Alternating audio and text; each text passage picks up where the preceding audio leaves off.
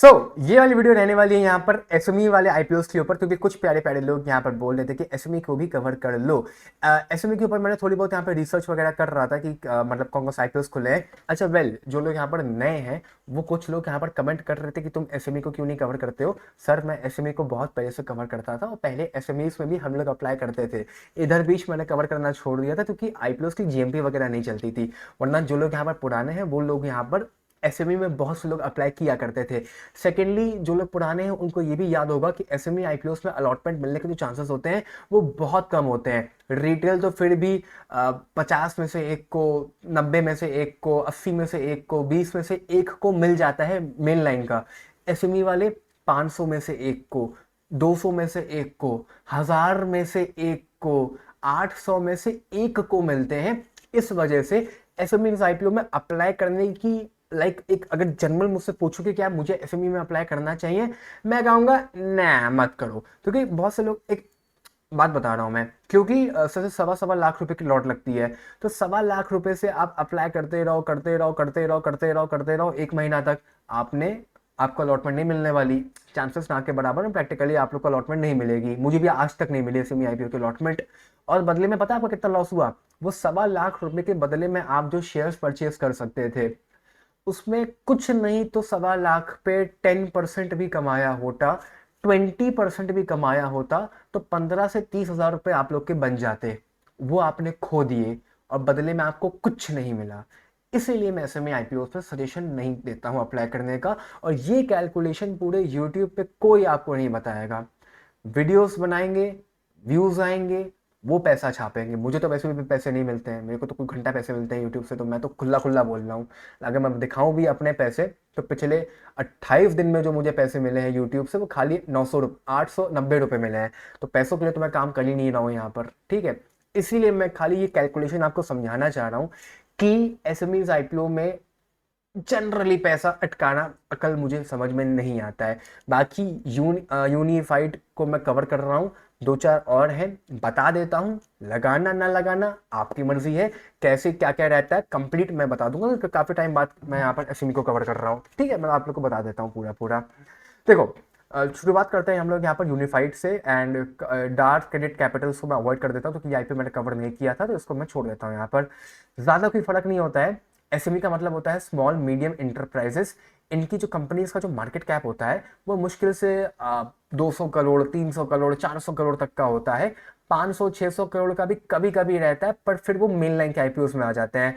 बहुत बड़ी आप लोगों को अगर कोई एसएमई कंपनी दिखेगी एसएमई का आईपीओ आते समय, तो वो मुश्किल से 500 करोड़ तक की दिखेगी। उससे ऊपर जनरली फिर वो मेन लाइन में चले जाते हैं। या फिर क्या होता है, कंपनी का मार्केट कैप 500-600 करोड़ का होता भी है तो वो प्राइवेट इक्विटी के पास चले जाते हैं। जैसे इंडिया में बहुत सारे हैं, शार्क टैंक वालों की मैं बात नहीं कर रहा हूँ, फालतू लोगों की, बड़े बड़े वाले हैं, मालाबार इन्वेस्टमेंट है, मतलब वो लोग भी अच्छे हैं लेकिन वो लोग कम पैसा देते हैं। उनको भी जब पैसा चाहिए होता है ना तो वो मालाबार के पास जाते हैं। शार्क टैंक वालों की बात कर रहा हूँ, मतलब जो शार्क्स है उनकी बात कर रहा हूँ। तो वैसे ही मालाबार इन्वेस्टमेंट हो गया, वेंचर्स, बहुत सारे बड़ी बड़ी आप लोग को वीसीज मिल जाएंगे। अब देखते हो शार्क टैंक वगैरह में भी लोग आते हैं जो कहते हैं कि हमने तो वीसी से पैसा उठा रखा है। तो जनरली जब 500-600 करोड़ की कंपनी अगर बन जाती है तो वह एसएमई में आईपीओ ना लाके वीसी के पास चली जाती है, और वहां से जब वो 1000-1200-2000 करोड़ की कंपनी बन जाती है फिर वो मेन लाइन में अपना आईपीओ ले आते हैं। क्योंकि एसएमई बहुत छोटी रहती है, एसएमई में बहुत सारे रिस्क भी होते हैं। कभी कभी क्या होता है, कंपनी का कारोबार कुछ है लेकिन असली कारोबार कंपनी का चल रहा है स्टॉक मैनिपुलेशन। क्योंकि एसएमई का मार्केट कैप 200 करोड़ 300 करोड़ का होता है और मार्केट में 200-300 करोड़ कुछ नहीं है, कुछ भी नहीं है, 1 रुपया नहीं है ये। तो बहुत ही मैनिपुलेटिव स्टॉक्स हो जाते हैं। आप देखोगे कि एकदम सर्किट पे सर्किट पे सर्किट पे सर्किट ही लगता जा रहा है। अपर आपने खरीद लिया, फिर लोअर पे लोअर पे लोअर पे लोअर लगता जा रहा है। तो एसएमई शेयर्स को भी अगर कोई परचेज करता है तो बहुत ही संभाल के परचेज करना चाहिए, पहली बात। दूसरी बात, एसएमई में हमेशा, जैसे कि मेन लाइन में 15,000 रुपए के लपेटे में लॉट लगती है, 14,900, 14,800, 15,000 से ज्यादा की नहीं लगती है। ऐसे ही एसएमई में 1,30,000, 1,40,000, 1,25,000, 1,20,000 के लपेटे में लॉट लगती है। 1.5 लाख से कम का अमाउंट होता है, लेकिन 1,10,000 से ज्यादा का होता है। तो 1,10 से 1.5 के बीच का अमाउंट आप लोग को एसएमई में अप्लाई करना होता है। समझ गए आप लोग की वाली बात। दूसरी बात, एसएमई आईपीओ यूपीआई से अप्लाई कर सकते हो। तीसरी बात, एसएमई आईपीओ अगर कभी भी अप्लाई करते हो और अलॉटमेंट मिल जाती है तो मेन लाइन में तो आप क्या करते हो कि मान लो कि आपको 100 शेयर्स मिले, 100 में से आपने 10 बेच दिए, 90 रख लिए, या 90 बेच दिए, 10 रख लिए, या 99 बेच दिया, एक रख लिया, या एक बेच दिया, 99 रख लिए। एसएमई आईपीओ में आप ऐसा नहीं कर सकते हो। एसएमई आईपीओ में जो लॉट होती है वो पूरी की पूरी ट्रेड होती है लिस्टिंग के बाद भी। मतलब अगर आईपीओ एसएमई आईपीओ में लगाते समय वहां पर 100 शेयर्स की लॉट थी, आपको 100 के 100 बेचने पड़ेंगे लिस्टिंग के बाद भी। ठीक है, ऐसा नहीं कि 100 में थोड़े रख ली थोड़े बेच दिए, पूरे 100 बेचने पड़ेंगे। और अगर लिस्टिंग के बाद भी कोई एसएमई आईपीओ परचेज करता है तो पूरे 100 के 100 परचेज करने पड़ेंगे। तो एसएमई आईपीओ में ये भी बात दिमाग में रख के चलना, either you have to book full profit, मतलब सारे शेयर्स बेचने पड़ेंगे। क्या अंग्रेजी में मैं गा रहा हूँ, छोड़ो उसको यहाँ पर। ठीक है, ये बात हो गई। एक और बात ध्यान रखना, एंजल वन एक ऐसा स्टॉक ब्रोकर है जो एसएमई आईपीओ आप लोग को अप्लाई तो करने देगा लेकिन उसको सेल नहीं करने देगा। इसलिए जिन लोगों का अकाउंट यहाँ पर एंजल वन में या कहीं भी आलतू फालतू जगह है, मतलब एक बार चेक कर लेना कि वो डीमैट अकाउंट पे आप एसएमई वाले ट्रेड कर सकते हो कि नहीं कर सकते हो। मेरे पॉइंट ऑफ व्यू से एसएमई आप जीरोधा पे ट्रेड करो, सबसे सेफ रहता है। क्योंकि एंजल वन पे एक को अलॉटमेंट मिल गई थी, कोई सब्सक्राइबर ही था, 2-3 बार हो चुका है ये मेरे मतलब मेरे करियर में यूट्यूब के। अलॉटमेंट मिल गई लेकिन वो सेल नहीं कर पाए उसको, और आज तक वो शेयर्स ऐसे ही पड़े हुए हैं। इसीलिए एंजल वन से एसएमई अप्लाई मत करना। ऑप्शन देता है बट ट्रेड नहीं करने देता है, तो वो माइंड में रख के चलना। ठीक है, फंडा क्लियर होगा यहाँ पर एसएमई आईपीओ का। अब आते हैं हम लोग यहाँ पर यूनिफाइड डाटा टेक के ऊपर। हाँ, यूनिफाइड डाटा टेक जो कंपनी है, एक Bombay IT service provider company है। ज़्यादा दिमाग नहीं मर रहा हूँ, एक आईटी की कंपनी है जिसके पास अपने को खूब सारे क्लाइंट हैं। हाई परफॉर्मेंस और कॉस्ट इफेक्टिव काम करके आगे प्रोवाइड करती है। साइबर सिक्योरिटी हो गया, सिक्योर एप्लीकेशन डिलीवरी हो गया, डाटा सेंटर्स वगैरह, कंपनी आईटी का काम करती है। ओईएम हो गया, ओईएम जिसको नहीं पता, कोई आईटी का बंदा हो तो पूछ लो उससे। ठीक है, बाकी आईटी के प्रोडक्ट्स वगैरह सर्विसेज वगैरह बना के सब्सक्रिप्शन मॉडल पे आगे काम बेचती है। और पुणे में भी है, अहमदाबाद में भी है, बॉम्बे में भी है, और 1000 क्लाइंट हैं इनके अक्रॉस इंडिया। कंपनी का मार्केट कैप बहुत छोटा है, बताता हूँ अभी कितना है। 145 करोड़ का आईपीओ है, और मार्केट कैप भी इसका कुछ बहुत छोटा ही होगा, 400-500 करोड़ के आसपास का ही होगा।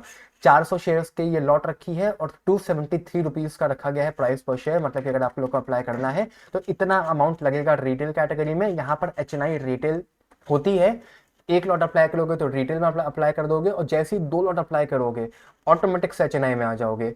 जैसे वहां पे तो 14 या 15 लॉट पर एचएनआई में आते हो, यहाँ पर 1 लॉट रिटेल, 2 लॉट एचएनआई, उसके अलावा कुछ नहीं। ठीक है, आई होप मेरी बात समझ गए होगे।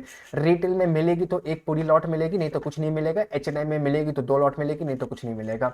22 तारीख से लेकर 26 तारीख तक आईपीओ आप लोग का ओपन, मतलब कल आखिरी दिन है आप लोग का। केफन टेक पे अलॉटमेंट चेकआउट कर पाओगे 27 तारीख को, एंड लिफ्टिंग हो जाएगी 29 तारीख को। कंपनी क्या करती है मैंने आप लोग को समझा दिया। यहाँ पर लिफ्टिंग के बाद भी अगर अलॉटमेंट मिल जाती है तो पूरे 400 शेयर्स आप लोग को एक ही बार में बेचने पड़ेंगे। ठीक है, बाकी बात करता हूँ कि अभी इस आईपीओ का क्या है यहाँ पर स्टेटस।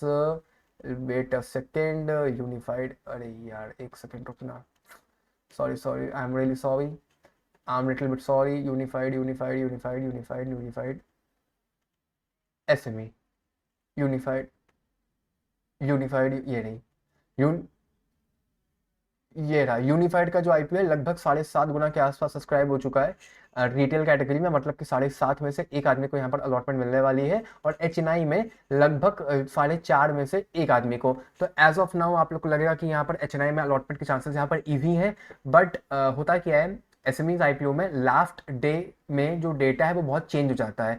अभी आप यहाँ देख रहे हो रिटेल लगभग 7.5 गुना के आसपास हुआ है। अगर मैं थोड़ा सा इतिहास में पहले जाऊं और आप लोगों को बताऊं कि एसएमई आईपीओ सब्सक्राइब हुआ कैसे करते थे जब अच्छे अच्छे जेएमपी चल रहे होते थे। अभी तो कोई अच्छा आईपीओ मुझे याद नहीं है। अगर ये वाला था, ठीक है, अच्छा आईपीओ था, इसके सब्सक्रिप्शन में दिखाऊं, चलो ये भी बेकार आईपीओ था। कोई अच्छे अच्छे जब आईपीओ आते थे, जब पहले जब जेएमपी वगैरह भयंकर चल रही होती थी, तो 500 गुना 600 गुना के आसपास आईपीओ रिटेल कैटेगरी में सब्सक्राइब होते थे। तो देखो ये देखो, जैसे 365 गुना, 385 गुना, 385 में से एक को अलॉटमेंट मिली थी यहाँ पर, और एचएनआई में 556 में से एक को मिली थी। यही हाल कुछ यहाँ पर कल के दिन पे आप लोग को यूनिफाइड डाटा टेक का भी देखने के लिए मिल सकता है। एसएमईज आईपीओ में आखिरी दिन में सब्सक्रिप्शन पूरा पलट जाता है, पूरा पलट जाता है।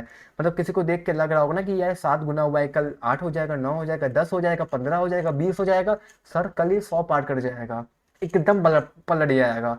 एसएमईज आईपीओ में ऐसा ही होता है, इसीलिए एसएमई आईपीओ में हम लोग ये सारी बातें नहीं करते हैं। ठीक है। जीएमपी में आप लोग को यहाँ पर और गाइड कर दे रहा हूँ। जीएमपी लगभग 110 रुपये के आसपास चल रही है, एंड लिफ्टिंग के बाद में यहाँ पर आप लोगों का जो प्रॉफिट है वो कंटिन्यूस बढ़ सकता है। अच्छा, एसएमई आईपीओ में एक कंडीशन और भी होती है, कभी भी जीएमपी जाने में चली जाए, लिफ्टिंग 90% से ऊपर नहीं होती है। बताता हूँ क्या। अभी यहाँ पर 273 रुपीज़ का प्राइस रखा गया है, 110 रुपये की जीएमपी चल रही है, मतलब कि आप लोग की जो लिफ्टिंग है वो यहाँ पर 280 रुपये के आसपास आप लोग को देखने के लिए मिल जाएगी। लेकिन इस आईपीओ की जो मैक्सिमम लिफ्टिंग है, मैक्सिमम, वो आप लोग को खाली यहाँ पर देखने के लिए मिल सकती है 273 के हिसाब से। एक सेकेंड, 273 इंटू 90%, वो आप लोग को 245 रुपये की जीएमपी जा सकती है मैक्सिमम। मतलब कि मैक्सिमम इस आईपीओ की जो लिफ्टिंग है वो 518 रुपये हो सकती है। ये मैं आप लोगों को टिप दे रहा हूँ, ठीक है। वरना इस आईपीओ की लिफ्टिंग तो फिलहाल आप लोग की यहाँ पर 380 रुपये के आसपास होने वाली है। जो भी है फिलहाल बढ़िया है, 40% के आसपास की जीएमपी है। आप लोग यहाँ पर अप्लाई कर सकते हो। अप्लाई करने में कोई बुराई नहीं होती, लेकिन वही अलॉटमेंट नहीं मिलती है यहाँ पर, तो मैं तो अब नहीं करता अप्लाई। बाकी आप लोग अप्लाई करो, अलॉटमेंट मिल जाएगी तो बहुत बढ़िया, प्रॉफिट आप लोग का होगा, इजीली आप लोग सेल कर देना, कोई दिक्कत नहीं होती है। आमतौर से 1-2 दिन यहाँ पर लोग होल्ड करते हैं, अपर सर्किट का मजा लेते हैं, लोअर लगने लग जाता है, तो लोअर सर्किट से भी बचने का तरीका होता है। वो तरीका मैं पहले बहुत बार बता चुका हूँ, हजारों बार, फिर से बताऊंगा। अभी यहाँ पर जब मैं लिफ्टिंग वाली वीडियो बनाऊंगा और किसी को अलॉटमेंट मिलेगी तो मुझसे पूछना, मैं आप लोग को तरीके बताऊंगा वहाँ पर कि कैसे बच सकते हो आप लोग, ठीक है। बाकी इन सारे आईपीओ की जीएमपी अभी नहीं चल रही है, चाहे ब्लू वाटर लॉजिस्टिक्स हो या उसके अलावा आप लोगों का यहाँ पर जो 2-4 और आईपीओ ओपन है, आप लोगों का इलैप्स हो गया, फिर निकिता पेपर्स हो गया, फिर एनआर वंदना टेक्सटाइल हो गया, इन सब यहाँ पर जीएमपी नहीं चल रही है, इसलिए मैं फालतू में इनको कवर नहीं कर रहा हूँ।